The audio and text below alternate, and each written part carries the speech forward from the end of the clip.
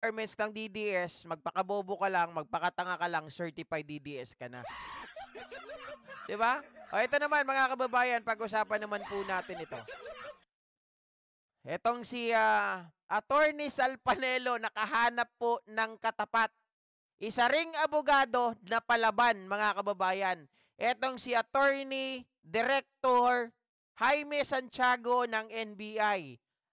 Hinamon niya po itong si Salvador Panelo dahil pinagbibintangan nito mga kababayan na wala daw siyang basihan sa pag-file ng kaso laban kay BP Sara Duterte. Ito naman po ang sagot ni Jimmy Santiago.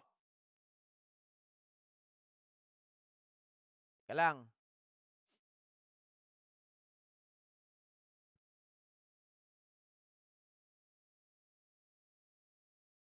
Ito po ang sabi ni Jimmy Santiago mga kababayan. NBI Chief to Panelo. Na ano ako, nababahinga ako. Let's sit in with law student. O ito, labanan ng matitinik, mga kababayan. Pag-usapan daw natin yung law. 'Di ba? Dahil nga abogado rin itong si Jaime Santiago. Sabi niya gano'n, National Bureau of Investigation NBI Director Jaime Santiago on Thursday called on lawyer Salvador Panelo, who served as presidential legal counsel during the Duterte administration, to be his seatmate in sit-in with law students for a refresher session. Oy, Panelo, sabi niya mag-refresher ka daw. Sabi nito ni Jaime Santiago, baka nagugulumihanan ka. Sabi niya, it was Santiago way of getting back at Panelo, who earlier took a swipe at the NBI chief, suggesting that he go back to law school. Kasi sinabihan po siya, mga kababayan, na bumalik daw po siya sa law school. Sabi kasi ni Panelo, oy, Jaime Santiago, bumalik ka nga sa law school. Yan ang sabi sa kanya. Pero di ba na-determine ng NBI na may probable cause, may basis sila para kasuhan itong si Sara Duterte. Pero minamak siya ni Panelo, mga kababayan. Si Panelo, nawala. Parang ano ata to, marami bang pinanalo to? Wala naman ata. Diba? Oh. Sabi niya, after the Bureau recommended the filing of charges against Vice President Sara Duterte for inciting to sedition and grave threat. Okay. Sabi niya ganon, maybe Attorney Panelo was just joking. Maybe we don't have to go back to law school. It's the start of the second semester and they will be teaching Book of 2 of the revised penal code, Santiago said in a press conference. Maybe we can just sit in with the first year student so that he can understand that the charges we filed were correct, said Santiago, a retired judge of the Manila Regional Trial Court. Mga kababayan, hindi lang ito basta-basta abogado. Alam natin, sharpshooter din ito. Naging judge din ito ng Manila Regional Trial Court. Sabi niya, before joining the judiciary, Santiago also served in the Philippine National Police, where he earned a reputation as a sharpshooter. A movie about his PNP exploits came out in 1996.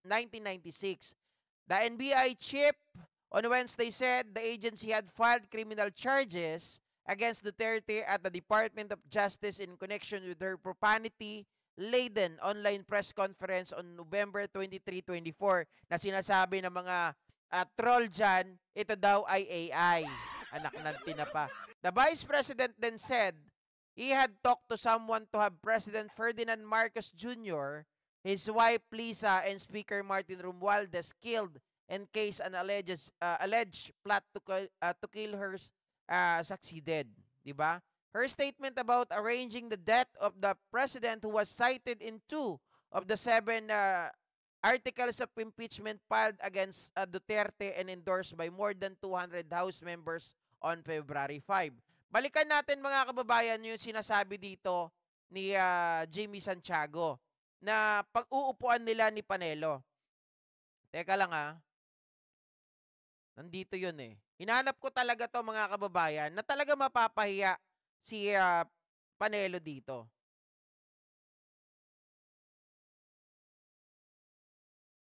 Teka lang. Parang nawawala pa.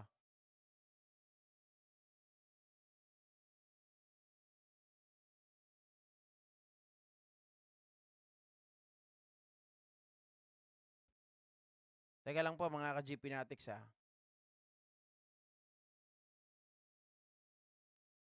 Eto kasi ang problema 'pag sinisave ko minsan, akala ko na-save ko na, sa sobrang pagmamadali ko, busy rin kasi ang inyong abang lingkod, eh. Teka lang ha.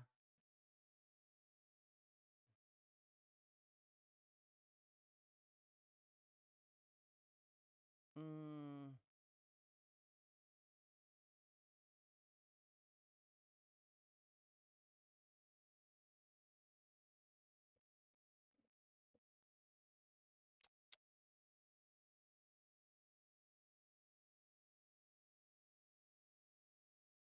Base kasi dun sa nabasa ko, mga kababayan, nakasulat lahat dun, yung basis ni Jaime Santiago, hinggil po sa ipinasa niyang kaso laban dito kay Sara Duterte na sinasabi naman, ito pala, mga kababayan, nakasulat dito, the uncanny and credible foresight of the late and great Apu Lakay. About po dito dun sa sa recommendation.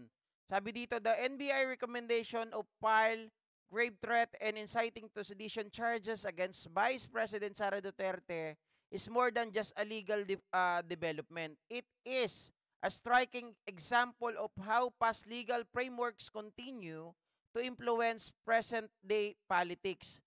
More than 4 decades ago, the late president, ibig sabihin jurisprudence to ha, uh, senior enacted laws designed to protect the chief executive and high-ranking government official. Mga kababayan, ang dating Pangulo, ang tatay mismo nitong si Pangulong Bongbong Marcos ay gumawa ng batas para protektahan ang chief executive wherein ang chief executive po natin ay ang ating Pangulo. Sabi dito, the legal framework in question. The NBI recommendation to the DOJ was two key legal provision Article 82 of the revised penal code on grave threat and presidential decree number 1834, which strengthens penalties for rebellion, sedition, and related crimes. Both laws were enacted with the intent to preserve national stability and protect the highest official of the government from acts that could undermine their authority and endanger their lives, mga kababayan. Eh di ba, yung kay Sara Duterte, maliwanag na inilalagay nito ang pagkakaroon ng danger sa buhay ng ating presidente, which is the chief executive, mga kababayan. Eh, sabi pa dito, in the case of BP Duterte, any pronouncement that could be construed as threat against the president or his administration fall uh, squarely with the legal domain. If her words directly or indirectly suggest harm to the chief executive or incite violence, then this provision justifies legal action. 'Di ba? Nakita natin, napatunayan natin, may basis itong si Director Jaime Santiago, mga kababayan. 'Di ba? Gustong saktan. Eh hindi lang basta saktan, gustong patayin ang ating presidente.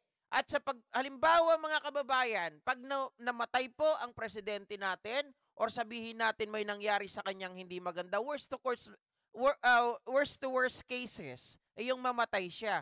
Ano ang mangyayari sa bansa natin? Titigil, hindi magpapangsyon kaagad, 'di ba? 'Yun ay may imbalido ang ang ating executive, ang bansa natin. So therefore, mga kababayan, yan ay pasok talaga doon sa batas na sinasabi na ginawa po ni Apu Lakay. Kaya itong si Panelo, soplak na soplak dito kay Jaime Santiago. O, ito pa mga kababayan, ano ba talaga ang purpose ng ng revised penal code na to? Ito ay safeguard sa ating pangulo. 'Di ba? Para kung sino man ang magtangka sa kanyang buhay, mga kababayan, or walang magtatangka sa kanyang buhay, dahil dito. At kung sino man ang magtangka, dapat maparusahan. Sabi dito, Marcos Sr.'s visionary safeguard. Perhaps the most striking element of this unfolding legal saga is how Marcos Sr.'s presidential decrees appear almost tailor-made for the current situation. Enacted in 1977 and 1980, respectively, these laws were designed to penalize any attempt or conspiracy against the life of the chief executive, his cabinet members, or their families. Mga kababayan. Okay, alisin na natin ito si Laban Pinoy. Oh, ayan. Wala ka nang kita, Laban Pinoy. Nagpa-flood ka na eh.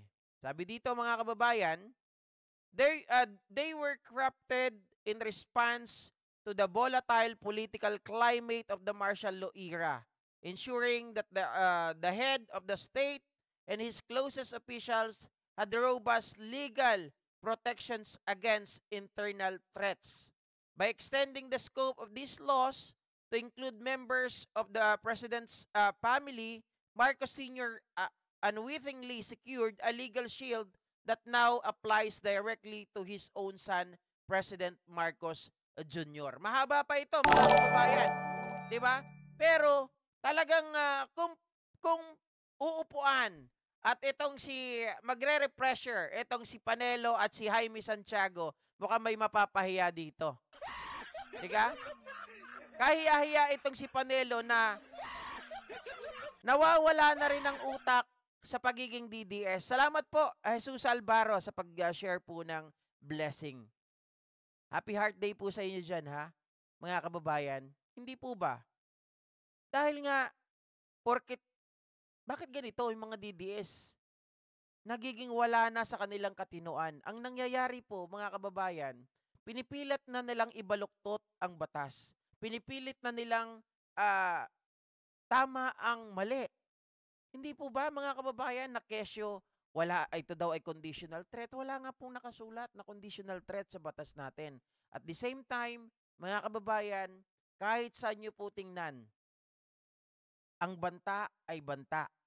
Ito ay threat sa ating Pangulo. Ito ay makakapag-harm sa bansa natin. So lahat yan ay may basis at ito po ang nakasulat sa saligang batas na inamyendahan, mga kababayan, ng ating dating Pangulo para protektahan ang buhay ng presidente, ng kanyang pamilya, at nung kanyang nasasakupan. Diba? Oh. Sabi ni Hermoso Delphine, noon di niya ginawa. Ang alin po ang hindi ginawa? Jaya, shoutout sa'yo, ha? Oh. Next question. Ano nasagot ba mga tanong? Next question agad. What? Anong next question? Pinagsasabi. Pakibuo po yung inyong mga komento, Matt Cruz, para naman masagot ng maayos. 'Di ba? Si Sara may sayad, yung mga DDS, dapat si Sara Duterte magpa-drug test bangag. Tingin ko naman, mga kababayan, kay Sara Duterte, ewan ko lang, sabi nung iba, pero tingin ko may toyo. 'Di ba? Sayad talaga. Lasting show. Oh. Hindi, ganito kasi, mga kababayan, naturingang mga abogado itong mga ito. Nakita nyo naman ng Pangulo si Digong. Ang ginagawa nila, pag may sumablay si Digong, talagang mamaya-maya lang, meron na silang pangharang. Ang lagi nilang sinasabi, ano lang yan, idiomatic expression lang yan. Ito ay ano lang, tawag dito, yung sinabi ko gabi, bukod sa idiomatic expression, mga kababayan, ito ay figure of speech. Yan lagi yung sinasabi nila, na nagbibiro lang yan, ganyan talaga yan, may mapagbiro. Pero ito ay hindi na mga biro.